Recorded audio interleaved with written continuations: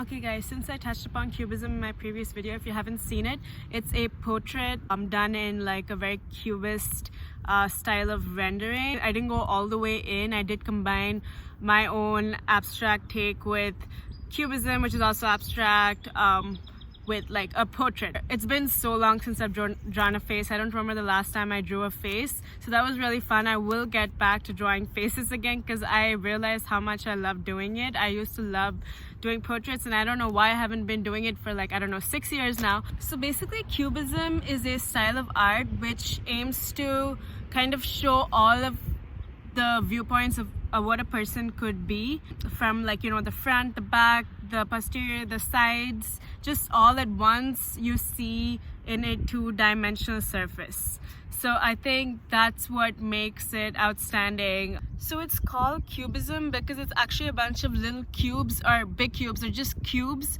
and other geometric shapes that are brought together and represented or portrayed for us.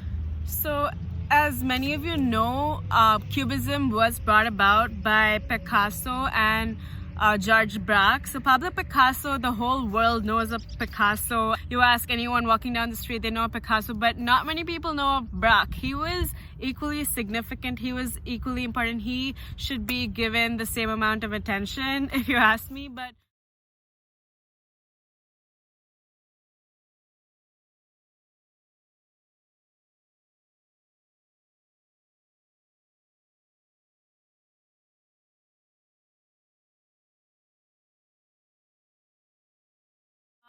yeah, Picasso, I'm sure if you've seen his work, you can see the obvious emphasis of Cubism in it. He just, you know, just amazingly brings together striking figurines, and just Cubism was just the break into abstraction. It was actually the introduction of abstraction. He was the most important figure, at least when it comes to art, in the 20th century for sure. So Cubism absolutely changed forever the face of European painting and sculpture. It impacted music, architecture, you name it.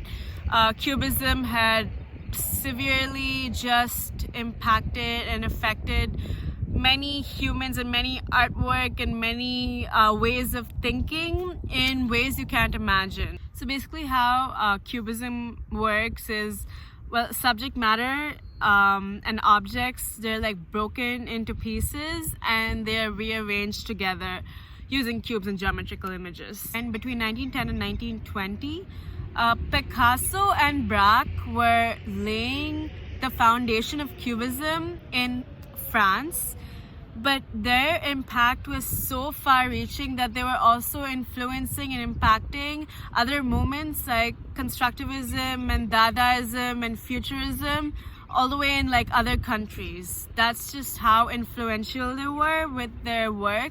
So some really interesting facts about Cubism. Cubist artists, they completely disregarded and abandoned linear perspective, which is basically the illusion of depth, the whole realism thing that's going on with the whole 3D thing. They completely abandoned it and they just stuck to the 2D surface wholly. So some say that Cubism, well, it's a fact. Cubism was definitely influenced by the late works of Paul Cézanne.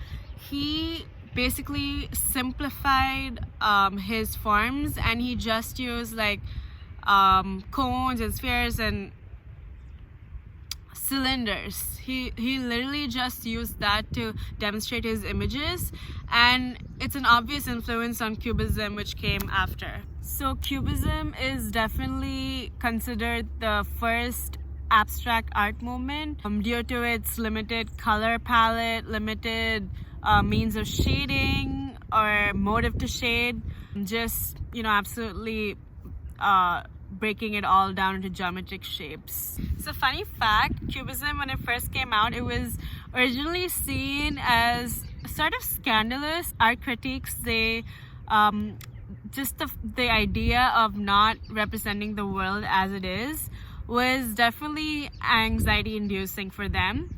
I'm glad they got over it because it is such a remarkable moment, but yeah, it was definitely seen a little bit off the edge when it first came out. Cubism for sure is a turning point in history. Picasso's way of communicating art to us has completely changed our ways of thinking, has actually moved art itself to another realm. Like I said earlier, it definitely has influenced other areas of art like music, architecture, sculpture. It's influenced the world like never before.